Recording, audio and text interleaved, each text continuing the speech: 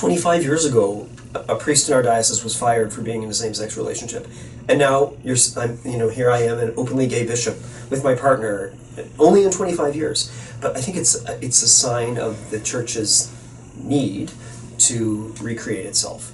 And I'm not sure. I am not an educator. I don't know much about the school system except that our kids go to a school in this school board. But my sense is that institutions that are still closely aligned with government and power don't have the same vulnerability. They don't need to have the same vulnerability. So they're funded by tax money. The church is not.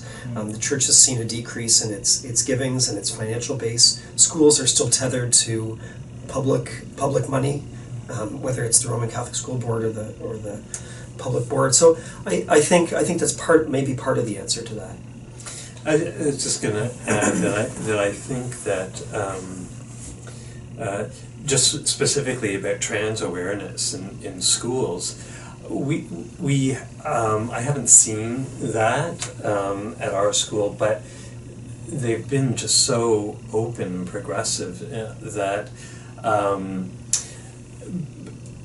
and this might be too simple of an explanation, but gay and lesbian rights became very real and alive to people, 20, 30 years ago, and there was with the charter and cases that were decided that were giving gay and lesbian people clear rights, and the trans issue is more current. It doesn't have that longevity, and I wonder whether, if in a matter of time there will be the same level of awareness and dedication or sensitivity to the trans issue as there is now from what we've seen about gay and lesbian parenting. Hopefully there will be about trans people who are parents as well, or kids who are trans. We've had some kids who have gone through the school system.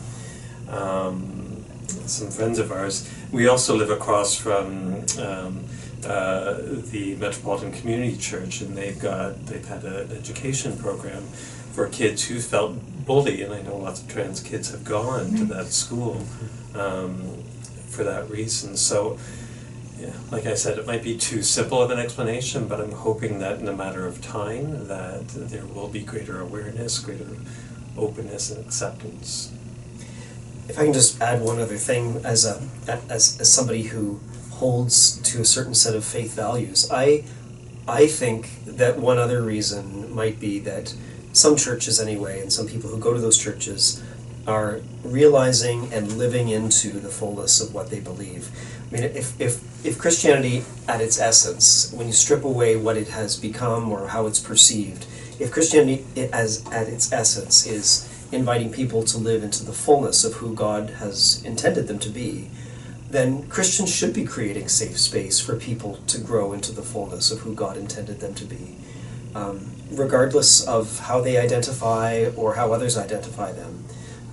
So if that work is happening in churches, it should be.